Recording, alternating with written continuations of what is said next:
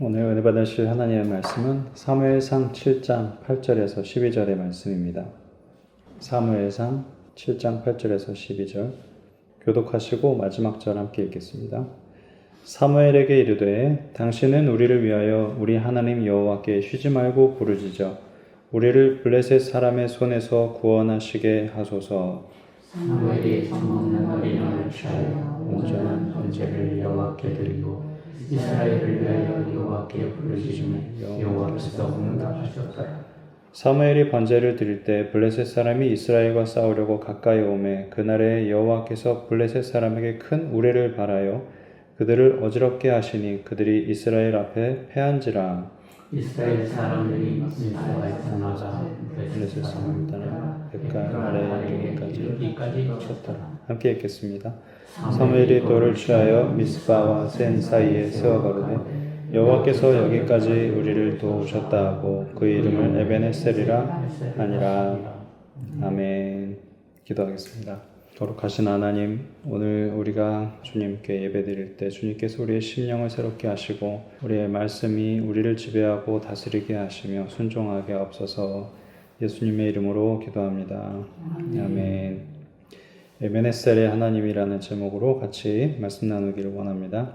1년 중에 유독 추수감사 시즌이 되면 이 에벤에셀이라는 감사를 우리가 많이 마음에 떠올리죠. 우리가 오늘까지 어떻게 살아왔는지 매일이 기적의 연속이고 하나님께도 감사하지만 또 우리 주변에 있는 분들에게도 감사하고 서로에게 누구든 혼자 살 수 있는 사람은 없으니까 함께 서로 도우면서 살아가고 힘이 되어주죠. 에벤에셀은 이스라엘의 역사상 가장 위급하고 힘들었던 그 위기를 이겨낸 아주 상징과 같은 그런 말씀인데, 이스라엘이 가나안에 이주하고 난 이후로 이민족과의 전쟁과 전투가 이제 끊이지 않았고, 그 중에서도 이 블레셋은 이스라엘을 가장 괴롭혔던 그런 민족 중에 하나였어요. 오늘의 이 말씀의 배경은 이제 사무엘이 사사로 있을 때의 그런 이야기인데요. 블레셋이 또 군대를 일으켜서 이스라엘을 침공합니다. 이때가 어느 때냐면 이스라엘이 사무엘의 가르침에 따라서 우상을 버렸던 때예요. 다시 하나님께 회개하고 돌아왔던 그런 때예요. 그리고 돌아와서 미스바에서 함께 이제 기도했던 때예요. 왜? 사무엘이 그렇게 하자고 해서 함께 기도하고 하나님께 나아갔던 때. 근데 그럴 때 이 원수가 약점을 틈타서 이스라엘을 공격합니다. 하나님께 돌아온 바로 그때 가장 큰 위기가 다시 닥쳐옵니다. 6절에 그들의 미스바에 모여 무르기로 여호와 앞에 붓고 그날에 금식하고 거기서 가로되 우리가 여호와께 범죄하였나이다 하니라. 사무엘이 미스바에서 이스라엘 자손을 다스리니라. 이스라엘 자손이 미스바에 모였다 함을 블레셋 사람이 듣고 방백들이 이스라엘을 치러 올라온지라. 이스라엘 자손이 듣고 블레셋 사람을 두려워하여. 그런데 성경에 나와 있는 이 이스라엘의 큰 시련이 오히려 하나님께 더 집중할 수 있는 기회가 됐어요. 그래서 마침내 이들이 이 시련을 극복했을 때 진심으로 이스라엘 백성들은 하나님이 어떤 분이신지 다시 이제 깨닫게 됐습니다. 근데 이제 말씀을 보면은 이미 이스라엘은 하나님과의 그런 기적도 은혜도 많이 경험했는데 왜 매번 이렇게 하나님을 깨닫고 이해하고 다시 알아야 될까? 왜 그럴까요? 간단합니다. 그냥 우리가 살고 있는 이 시대, 우리 다음 세대를 생각해 보면 알아요. 다음 세대는 늘 새로운 거예요. 우리 세대에 경험한 하나님도 우리 다음 세대에는 전혀 모르는 분으로 시작하는 겁니다. 그래서 이스라엘 백성도 늘 하나님을 새롭게 깨닫고 늘 다시 우상을 버리고 늘 다시 회개하고 또 하나님께 돌아가고 이걸 계속해서 반복하는 거예요. 죄짓고 우상 섬기다가 징벌받고 다시 회개하고 주님 앞에 돌아오고 다시 선한 삶을 살다가 다시 또 죄짓고 우상으로 돌아가는 그런 쳇바퀴와 같은 그런 세대 간의 실수와 회개를 반복하는 이스라엘. 그래서 이들이 이 하나님을 깨닫고 난 이후에 에벤에셀이라는 말을 남기는데 12절에 보면 사무엘이 돌을 취하여 미스바와 센 사이에 세워 가로되 여호와께서 여기까지 우리를 도우셨다 하고 그 이름을 에벤에셀이라 하니라. 이 에벤에셀은 도움의 돌이란 뜻이에요. 도움의 돌. 사무엘이 취해서 세운 그 돌을 도움의 돌이라고 지칭을 한 겁니다. 그래서 그게 에벤에셀이라는 말로 지금 쓰여진 거예요. 사실 우리는 망각의 세상에 살고 있죠. 잘 잊어버린다 뜻이에요. 그렇지만 동시에 잊지 않으면 또 살 수 없는 것도 사실입니다. 우리가 모든 걸 다 머릿속에 기억하고 생생하게 늘 그것이 막 우리를 괴롭힌다면 어떻겠어요? 지금의 삶을 살아갈 수가 없겠죠. 그런데 이와 동시에 또 우리는 반드시 잊지 말아야 할 것들, 기억해야 될 것들이 있습니다. 오늘 이 12절에 사무엘이 돌을 구해서 미스와와 센 사이에 세운 그 이유가 바로 그런 거예요. 기억에 남기기 위한 것입니다. 왜냐하면 우리 세대가 늘 지나가기 때문에 그렇죠. 좀 전에 말씀드린 것과 같이 다음 세대는 또 하나님을 모릅니다. 그렇기 때문에 다음 세대를 위해서 사무엘은 그 기억을 그들에게 남기기 위해서 에벤에셀을 세워 놓은 거예요.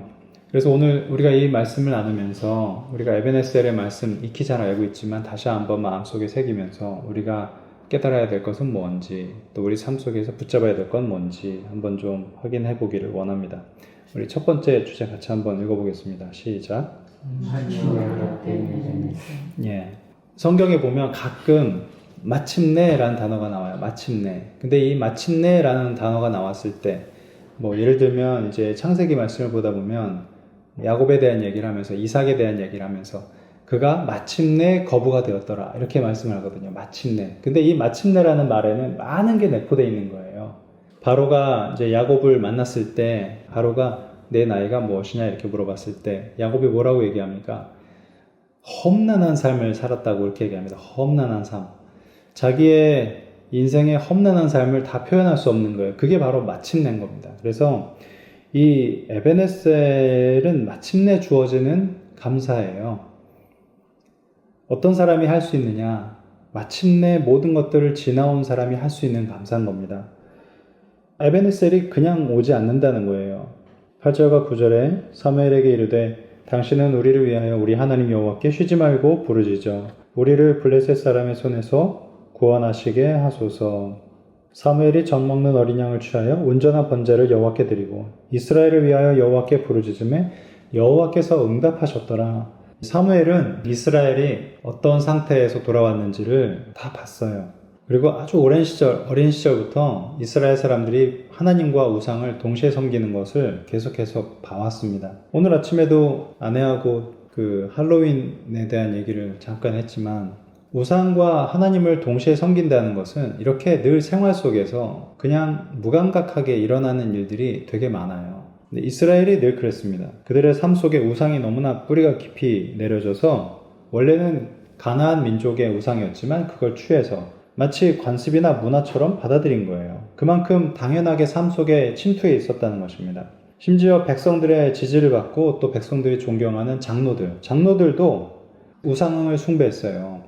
다른 사사의 말씀들을 보면 장로들이 방에 혼자 숨어 들어가서 거기서 우상을 숭배하는 의식을 갖는 그런 장면을 하나님께서 꾸짖는 그런 말씀이 나옵니다. 또한 이스라엘이 회개하기 이전에 어떤 일이 있었죠? 블레셋과의 전투에서 이미 크게 패했어요. 그래서 두려워한 거예요.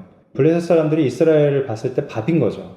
엘리 제사장의 두 아들 흠니와 비느하스가 전사했고 또 그보다 더 비극적인 일은 바로 그 전투에서 하나님의 궤를 이제 빼앗기죠. 전리품으로 빼앗겨요. 굉장히 굴욕적인 일이에요. 이스라엘 역사상에서 정말로 굴욕적인 사건. 하나님의 궤를 뺏겼는데 그걸 찾아올 힘이 없어가지고 구경만 하고 있는 거예요. 그래서 블레셋 사람들이 그거를 자기네 막 신전에도 갖다 놓고 전리품이니까 자기네 신의 발 밑에 두고 막 이런 만행을 저지릅니다.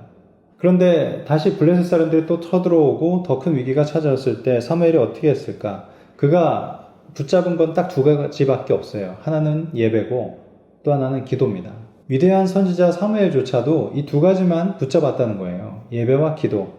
9절에 보면 젖 먹는 어린 양을 취해서 온전한 번제를 드렸어요. 수많은 제사장들이 드리던 그 예배, 그냥 일반 백성들이 봤을 땐 그동안 수천 년간 수백 번 드려왔던 그런 예배를 드리고 있는 거예요.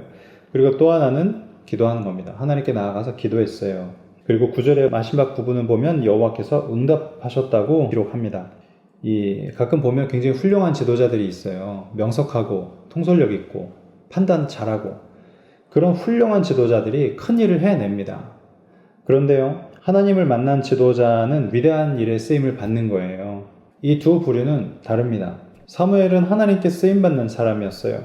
여러분, 그래서 이 에베네셀은 마침내 찾아온 것입니다. 사무엘은 그런 모든 흥망성쇠의 과정들을 보고 지금 하나님 앞에 나아가고 있는 거예요. 이 사무엘이 고백한 에베네셀의 감사와 하나님은 바로 어떤 한순간의 사건이나 지금 내가 이 위기를 모면한 것에 대한 감사가 아니고 산전수전을 겪어오면서, 다시 말해서 희노애락을 겪어오면서 좋았던 일, 내가 실패했던 일, 잘 안 됐던 일, 속상했던 일, 또한 기뻤던 일, 이 모든 것들이 그 감사 안에 녹아져 있는 것입니다. 그게 바로 마침내 오는 감사인 거예요.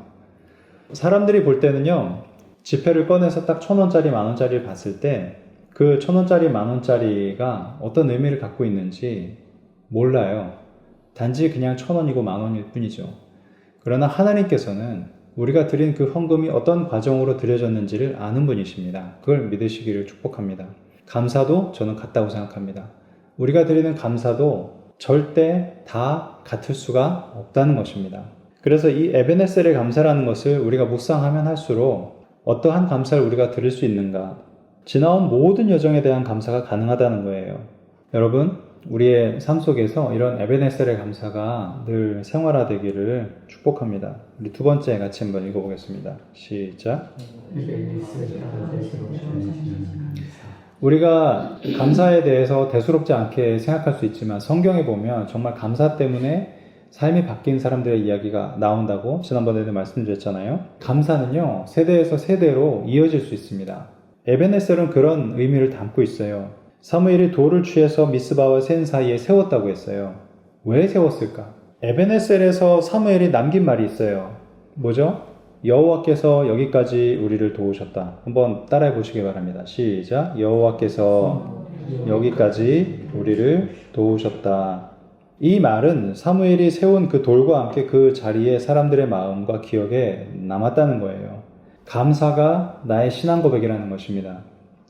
우리가 다음 세대로 이어지는 감사 하시기를 축복합니다.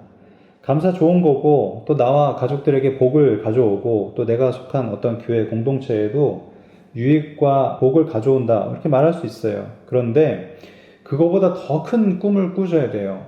그저 좋을 뿐만이 아니라 이 감사가 우리의 세대를 넘어서 다음 세대로 이어질 수 있다는 것입니다. 그게 정말로 위대한 감사인 거예요.